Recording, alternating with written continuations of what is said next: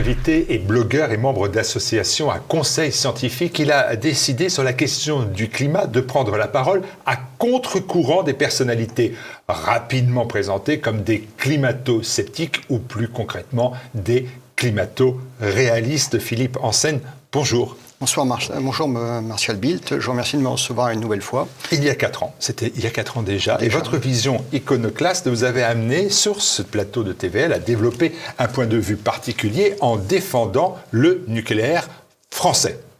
4 ans plus tard, l'eau a coulé sous les ponts, Emmanuel Macron a réhabilité le nucléaire, on va remonter les filières nucléaires et le public considère de nouveau que le nucléaire est une énergie verte. Vous avez gagné ?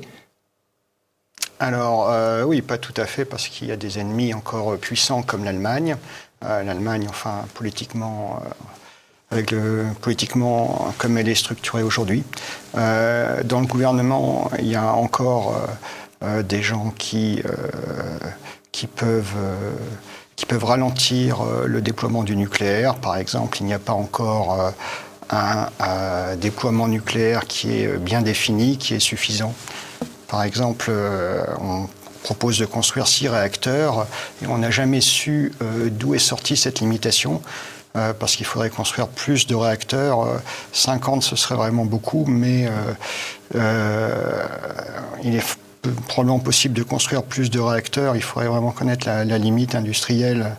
Et donc, surtout au niveau européen, il y a Pascal Canfin. Pascal Canfin qui fait partie du groupe présidentiel qui agit contre le nucléaire, contre la France. Enfin, le combat n'est pas tout à fait gagné parce qu'il y a l'inertie des personnes en place.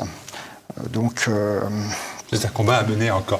Vous aviez dit il y a 4 ans que vous n'apparteniez à aucun lobby touchant au nucléaire, que ça c'était votre engagement, c'est toujours le cas ? Oui, c'est-à-dire que je défends le nucléaire parce que c'est la seule solution pour le climat et pour la France. S'il y en avait une autre, je la défendrais aussi, sauf que les gens ont fait l'expérience que quand il n'y avait pas de vent, il n'y avait pas d'électricité. Les gens ont fait l'expérience de la dépendance de notre pays aux sources fossiles extérieures.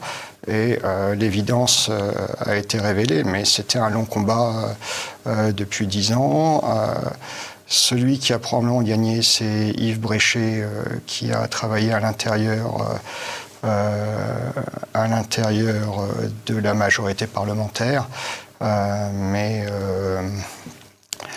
ça a été dur parce qu'au départ, on était quand même parti sur la Start-up Nation. On était parti loin de l'économie réelle. Et puis maintenant, on a perdu beaucoup de temps. Alors, quand je vous lis, je vois aussi que vous prenez le nucléaire pour combler la raréfaction des énergies fossiles dont on nous annonce la fin. J'étais en train de me dire même, il y a 50 ans, quand j'étais jeune, un petit peu moins quand même, on disait que la raréfaction des énergies fossiles, c'était pour demain. Bon, 40 ans plus tard, 50 ans plus tard, il y a toujours des énergies fossiles, sans problème. Alors, là aussi, c'est un problème quantitatif.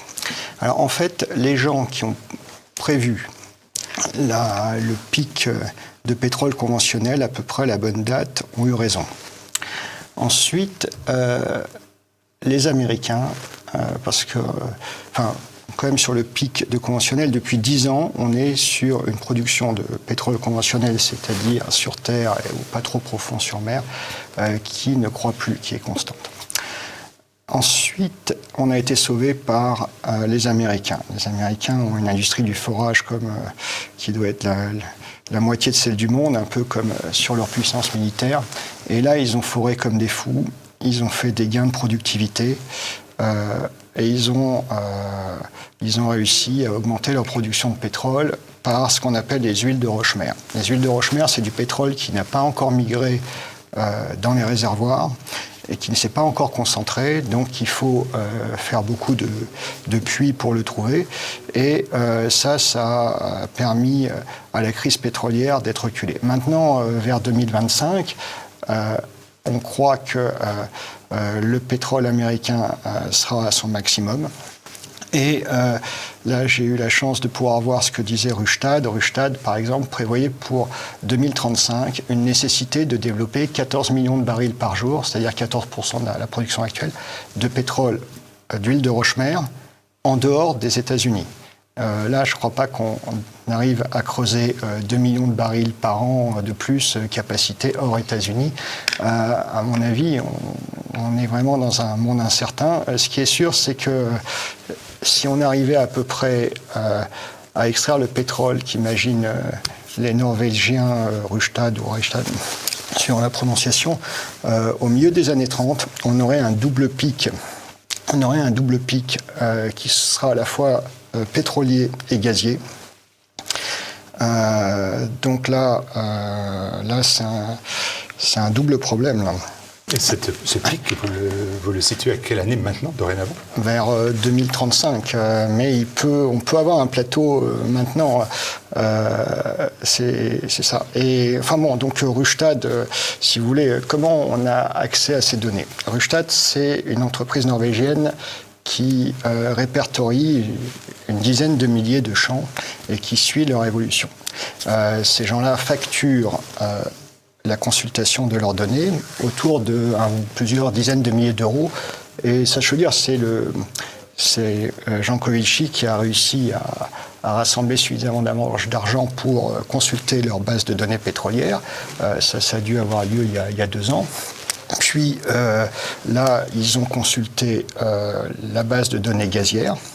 Et là, on voit que le Shift s'est associé au BRGM et à un organisme du ministère de la Défense qui s'appelle la Direction générale de l'information stratégique. Donc on est sur quelque chose d'à peu près relativement sérieux. D'autre part, ces données, on les croise avec ce qu'imaginaient les géologues avant, la quantité de pétrole qui pouvait être extraite. Environ 2 térabarils de pétrole conventionnel, environ 1 térabaril de pétrole non conventionnel, donc lourd et GPL, on va dire. Et puis, ces nouveaux pétroles qui sont sortis aux États-Unis, il y a un article très important de Barbucio-Bokis qui a indiqué environ une capacité de 1,5 térabaril. Et si on croise ces estimations donc de 4-5 térabarils de pétrole extractible, on retombe sur la courbe de Rystad. C'est pour ça que la courbe de Rystad par rapport aux estimations de divers géologues pétroliers, je pense que c'est la plus solide et on est à peu près sur cette quantité de pétrole extractible. Donc c'est pour ça qu'il faut absolument sortir des fossiles. Il faut absolument sortir des fossiles en France parce qu'on n'en a pas. On n'en a pas. On n'en a pas, non, je laisse conclure, mais en fait, je me suis aperçu qu'il y a quelques semaines, sur ces évolutions du climat, sur les tendances, sur les chiffres, nous avons un organisme qui est le groupe d'experts intergouvernemental sur l'évolution du climat, qui est le GIEC, et il y a quelques semaines, j'ai vu que le député qui est du Loiret, le député RN du Loiret, Thomas Ménager, a déclaré que le GIEC a tendance à exagéré, c'est à ça que je pensais en vous écoutant, et que l'on ne peut pas se baser sur ces données, les données du GIEC, ce n'est pas celles que vous mettiez en avant à l'instant. Et quelle est votre réaction à ce propos ? Parce que le GIEC, c'est quand même le soutien de ce qu'on appelle les climato-catastrophistes ou les climato-alarmistes. Non, alors là, enfin oui, alors là, il y a quand même un problème, c'est que le GIEC, ce n'est pas un organisme de fonctionnaires. J'ai appris qu'il y avait seulement 10 fonctionnaires onusiens sur le GIEC. Le GIEC, ce sont des climatologues qui se réunissent et qui échangent leurs données. Et si vous voulez, ces gens-là, comme les climato-réalistes, comme on les appelle, ils peuvent dire n'importe quoi, mais ça n'a aucune portée scientifique. Pourquoi ? Parce que pour faire de la science, il y a une validation qui est très courante, c'est la validation par les pairs. Validation par les pairs, ça consiste à publier en revue à comité de lecture. Tout ce qui n'est pas publié en revue de comité de lecture n'a aucune valeur. Donc Gervais, Gérondeau, etc., ça n'a aucune valeur. Ils peuvent écrire des livres, n'importe qui peut écrire un livre. Moi, je dis, ces gens-là, ils n'ont qu'à publier dans des revues à comité de lecture. Alors, je voudrais quand même, si les gens veulent avoir accès au débat scientifique, Gervais et Et Christian Girondeau. Et Gervais a été vu, ainsi qu'un climato-réaliste, comme vous dites, plus solide scientifiquement, et leur discours a été passé en revue par Rudolf Meyer, qui, sur YouTube, anime la chaîne Le Réveilleur. Et donc le débat scientifique est là, donc je renvoie vos téléspectateurs à donc cette autre chaîne YouTube, et là ils auront une analyse scientifique. Alors Gervais a répondu très rapidement en disant qu'il sortait les données d'un astronome napolitain, donc quelque chose qui a déjà dû être lu par le GIEC, parce que le GIEC lit prend en compte tout ce qui est publié dans les revues à comité de lecture, et il a dit que c'est le Soleil qui bougeait. Alors là, je ne voudrais pas rentrer dans le détail, mais la puissance solaire, on la connaît précisément au moins depuis les années 1970, et comme M. Gervais n'est pas là aujourd'hui, oui. Monsieur mon frère, que ces débats se fassent. Il est d'ailleurs favorable, m'a-t-il dit, à faire des débats avec qui il veut. Donc, nous ferons cette proposition. Moi, la seule question que je vous pose aujourd'hui, c'est est-ce que les modélisations reprises par le GIEC sur le climat sont des évolutions observées dans la réalité? Vous y croyez? Alors là, on part sur des faits. Sur des faits, il y a une augmentation de la température mondiale, de l'atmosphère. Donc, c'est celle qui est mesurée en moyenne par les stations météorologiques, qui est reconstruite par des mesures à partir de satellites. Et cette température mondiale moyenne, elle a augmenté de l'ordre peut-être d'un peu moins d'1 degré en 60-70 ans. À partir de là, il n'y a qu'une explication qui est valide scientifiquement, c'est celle de l'augmentation de l'effet de serre. Quelque chose d'assez subtil, c'est le fait que plus on met de CO2, plus ce sont les couches les plus externes de l'atmosphère qui rayonnent vers le vide intersidéral. Donc ça, c'est la seule explication valide. Et donc c'est pour ça que si vous avez 60 ans de mesure, vous avez toujours vous avez 15 modèles physiques qui donnent toujours la même chose et qui expliquent ce phénomène.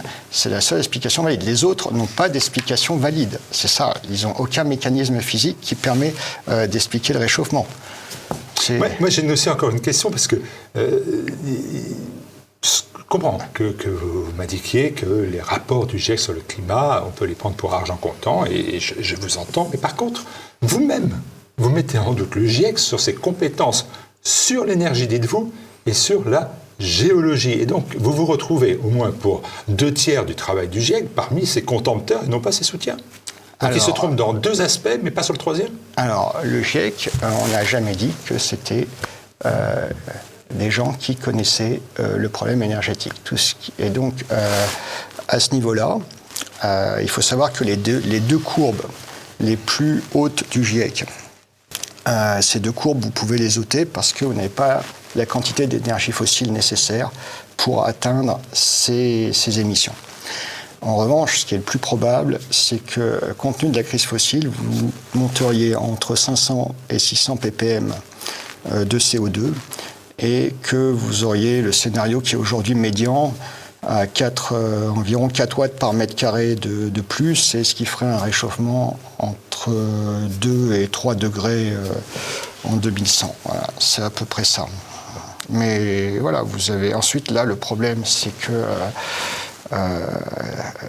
comme le climat est devenu une évidence pour les gens qui ne sont pas climato-réalistes, vous avez maintenant des gens qui veulent aller beaucoup plus vite.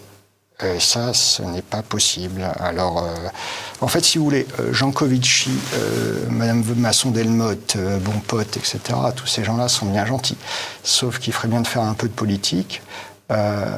Nous, on peut sortir très rapidement, on peut faire de gros efforts, mais... Nous, la France, l'Europe. L'Europe, oui, c'est ça. Mais le problème, c'est que pour arriver à 1,5 degré, il faudrait que les États-Unis, la Chine, l'Inde se lient les mains aussi. Et si on ne fait pas tous ensemble, si on ne passe pas à à une limitation pour tous des centrales à charbon, on n'arrivera pas à 1,5 degré. Donc, c'est pas la peine de... Comment vous voyez ces effets parmi les populations on le voit par exemple en Allemagne, de populations qui refusent cette politique énergétique parce qu'elle a un coût individuel important, parce qu'elle se ressent dans l'inflation, parce qu'elle se ressent dans le cadre de vie de chaque citoyen. Et il y a vraiment un rejet, parce que l'Europe est peut-être la bonne élève, mais elle ne peut pas prendre sur elle tous les efforts du monde. C'est ce que vous indiquiez à l'instant d'ailleurs. Alors oui, alors là, le problème, c'est que comme l'Allemagne a refusé le nucléaire, c'est beaucoup plus difficile de sortir des énergies fossiles. Et là, l'effort est plus important. Donc, je comprends que ça devienne irrationnel, parce que là, par exemple, on n'arrivera pas à baisser les émissions de 6% par an comme le prétend le gouvernement. Ça, c'est matériellement impossible. En revanche, ce qui se passe, c'est qu'il faut électrifier le système industriel. Déjà en 2035, c'est déjà un défi pour lui de passer à la voiture électrique. Même si la voiture électrique est bien acceptée. Elle pourrait être encore mieux acceptée si on arrêtait de cacher les moyens comme P-Tender qui permettent de prolonger l'autonomie des voitures électriques. C'est ça, c'est le prolongement de batterie. Des prolongateurs, là, on pourrait, parce que il faut comprendre que si on arrive à utiliser ce moyen de remorques prolongatrices, on n'est pas obligé d'avoir des batteries très lourdes dans les véhicules. Donc, de l'ordre de grandeur, ça fait moins 4 000 € par véhicule. Et c'est pas rien, ça. Et ça permet de transformer les voitures urbaines en voitures routières pour un coût relativement moindre. Parce que là, on passe sur une inflation de batterie. Inflation de batterie, vous avez plus de poids, donc vous avez environ 7% de plus de consommation. Vous avez donc plus de métaux nécessaires pour avoir ces batteries énormes que l'on voit dans les voitures. Donc là, on n'est pas dans l'optimisation. Pour quitter ce 100%, sortir du pétrole, en fait, c'est ça votre leitmotiv, sortir du pétrole, vous proposez ce qu'on appelle les énergies renouvelables, l'éolien, le solaire. Est-ce qu'on n'a pas quand même la preuve aujourd'hui que pour l'éolien, au moins, on est plus dans des mirages que dans des espoirs? Alors là, il faut aller aussi dans les détails assez fins, comme les productions demi-horaires qu'on peut trouver et les productions demi-horaires par région. Alors, ce qui est clair, c'est que je doute vraiment que rajouter de l'éolien terrestre au nord, ce soit gérable. Au nord de l'hémisphère? Non, au nord de la Loire. Au nord de la Loire, enfin, au nord de la Loire, en zone non méditerranéenne. Alors, en rajouter en zone... Super pour la boule, merci. Ah non, mais en rajouter en zone méditerranéenne, je pense que c'est saturé en Occitanie aussi. Donc je pense qu'il faut rajouter de l'éolien seulement dans le golfe du Lion, parce que dans le golfe du Lion, on équilibrerait suffisamment pour faire des recharges de voitures électriques avec le Nord. Donc là, si vous voulez, je suis d'accord pour qu'on mette de l'éolien dans le golfe du Lion parce qu'on n'a pas pu construire de réacteurs. Je suis obligé d'admettre qu'on peut mettre du solaire, ça serait environ, mais pas n'importe comment aussi. Le solaire individuel, c'est ce qu'il y a de plus cher. Moi, je propose juste de mettre du solaire sur 5% des toitures d'entreprise et de mettre des prises de recharge gratuites en bas pour les voitures électriques. Parce que quand vous avez 15 millions de voitures électriques, c'est ce qui est prévu, 10 à 15 millions, le problème de l'approvisionnement électrique change, puisque vous avez besoin de plus d'électricité, mais pas de la même sorte d'électricité. Si vous avez besoin d'électricité pour alimenter un ordinateur et alimenter une voiture électrique, ce n'est pas la même chose. Donc si les personnes se déplaceraient le matin, chargeraient leurs 10 à 15 millions de voitures électriques sur le lieu de travail, j'ai pu remarquer que quand la prise était gratuite, c'était assez facile que les gens se branchent dessus. Les gens n'auraient pas une quantité d'électricité définie, mais auraient une charge en fonction de la production éolienne solaire. Alors en hiver, le solaire ne contribuerait qu'à 25% à peu près qu'au quart de les charges, mais on a plus, si on met de l'éolien au sud, si on garde ce qu'on a comme, on peut même en enlever un petit peu, si on garde un petit peu ce qu'il y a comme éolien au nord, on devrait avoir une production qui est suffisamment équilibrée. Enfin, des mirages ou aussi des plaies pour la nature d'ailleurs, comme le sont les éoliennes. Répondez-vous à tous ceux qui pointeront, on le voit bien dans vos chiffres, disons, un manque de réalisme. Vous me disiez avant cette émission que l'éolien, il faudrait le mettre en Afrique et le solaire en Afrique. Oui, alors, pardon. Alors, attendez, est-ce que c'est réaliste? Est-ce que c'est en termes de géopolitique réaliste? Est-ce que c'est en termes d'énergie réaliste? Est-ce que c'est à portée? Alors là, attendez. Là, le problème, c'est que c'est un problème quantitatif. Là, vous avez... si je peux dire des gros mots, 70 TWh qui sont nécessaires en 2035, il faut les trouver quelque part. 70 TWh, c'est 10 réacteurs de type Fessenheim. C'est 10 réacteurs de type Fessenheim. Là, on en a fermé 2. Alors ça, malheureusement, il faut les assurer. Personne n'a envie d'avoir un blackout en France. Enfin, si vous voulez, moi, c'est juste l'équilibre que je recherche. Ah oui, à partir du moment qu'on est sorti du pétrole. Ah oui, alors justement, la sortie du pétrole... Est-ce que tout ça est réaliste? Ah oui, parce que... La question, Philippe Hansen, est-ce que c'est réaliste sortir du pétrole? Est-ce que c'est réaliste au moment où nous parlons? Là, je vous dis, là, vous avez... oui, c'est réaliste. Par exemple, les productions de batteries sont totalement en phase avec cette sortie de pétrole. Là, on est vraiment sur un mouvement très important où on produit même plus de batteries qu'on imaginait il y a 5 ans. Donc on a vraiment un moyen de sortir du pétrole. Oui, si vous voulez, c'est un peu le succès de Tesla. Enfin, ce qui se passe, c'est que la France est dans un état économique... Les Tesla ne circulent pas grâce aux éoliennes. On est bien d'accord. Ah oui, non, mais non, c'est pour ça que je vous dis, c'est pour ça qu'il faut être précis. Donc, plus d'éolien terrestre, moratoire sur l'éolien terrestre. Juste 5 gigawatts d'éolien dans le golfe du Lion. C'est tout ce qu'il faut parce que... pourquoi? Parce que vous allez avoir non seulement l'éolien national à gérer, mais vous allez avoir à peu près la puissance hypothétique installée de 330 réacteurs nucléaires entre l'Irlande et la Poméranie. Ça, c'est les délires de nos voisins européens. Ces gens-là vont être obligés d'exporter leurs excès de production chez nous. Et donc, c'est pas la peine, je vous dis, de mettre plus d'éolien. C'est ça, oui. J'ai bien compris. C'est ça, Il me reste 3 minutes, monsieur, malheureusement. Mais c'est intéressant ce que vous dites, et cette vision, je dis, iconoclaste, mais qu'il faut entendre et écouter. Et nous répliquerons par des débats que nous allons proposer aux uns et aux autres. Le réchauffement climatique, en fait, je regarde, personne ne le nie, ne le conteste. Ce qu'il conteste, qu'est-ce que contester, c'est l'influence exclusive de l'homme, que c'est quelque chose qui est inexorable et non pas sur une période donnée.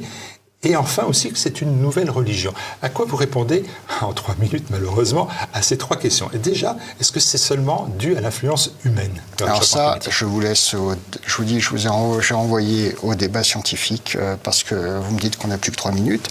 Ce qui se passe, c'est qu'en effet... 1 minute de plus pour me répondre, ne vous inquiétez pas. Non, mais je peux pas... Cette réponse. Je ne quitterai pas sans cette réponse. Je ne peux pas justifier, je vous ai donné le modèle, je ne peux pas justifier dans les détails... ce qui est évident, sauf par un graphique. Pour vous, l'influence humaine, elle est évidente. C'est le seul modèle valide, oui, je vous dis.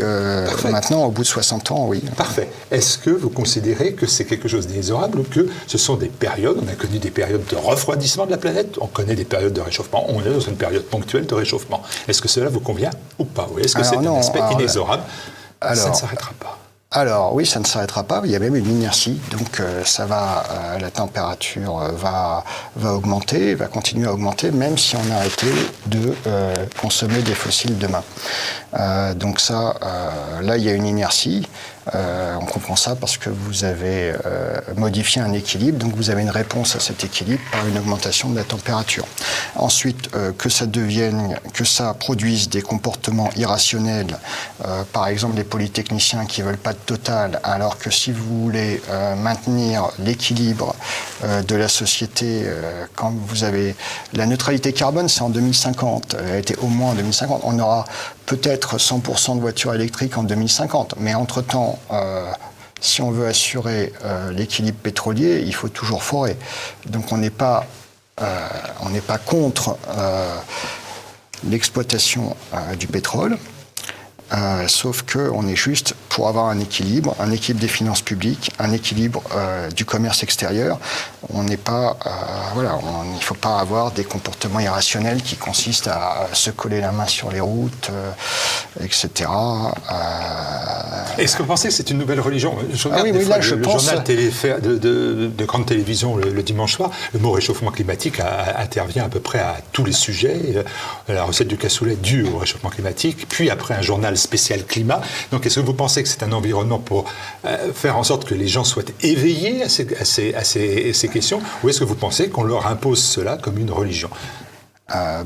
Qu'on leur explique ce qu'on va faire calmement, parce que vous avez des échelles de temps qui sont différentes. Alors maintenant que les journalistes répètent la même chose, etc. Enfin ça c'est le problème des journalistes que vous citez, mais nous, je vous dis, on sort du pétrole par l'électrification. Et le nucléaire, ça à partir de 2035, puisque on a un peu cassé l'industrie nucléaire. Maintenant, il faut la faire redémarrer. Comment vous vous qualifieriez? Vous avez dit, et vous prenez le terme de climato-sceptique pour les personnes qui ne partagent pas votre point de vue. Comment vous vous situez? Je vous ai dit climato-réaliste, je vous ai dit climato-catastrophiste, climato-cataclysmique. Quel est le terme qui vous convient? Peut-être pas celui-là. Vous savez, je reviens aux Grecs. Les Grecs considéraient qu'il n'y avait pas le bien et le mal, mais l'harmonie ou la démesure. Donc l'harmonie, c'est arriver à avoir un système qui tient. Alors d'ailleurs, je vais vous proposer quelque chose, là, si je peux, économiquement. On dit aux Français qu'ils ont droit d'acheter tous les biens de la planète et qu'ils auront une production sociale qui pèsera sur l'outil de production. Alors ça, c'est quelque chose de pas stable. C'est quelque chose de pas stable. On a des déficits commerciaux qui sont énormes. Alors, bien que le patron de Stellantis essaye de retarder la voiture électrique, je vais quand même l'aider.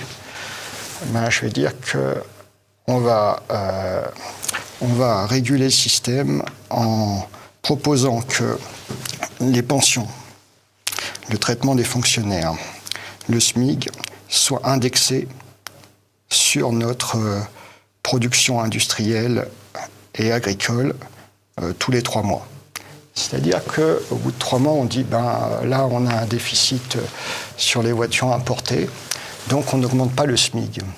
Et là, je peux vous dire qu'on aura au moins une régulation parce qu'on ne peut pas réguler par la monnaie, on ne peut pas réguler par le contingentement.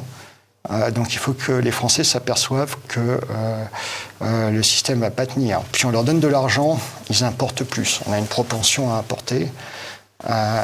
Donc le système risque de ne pas tenir. Maintenant, si vous voulez une crise, on ferme les yeux.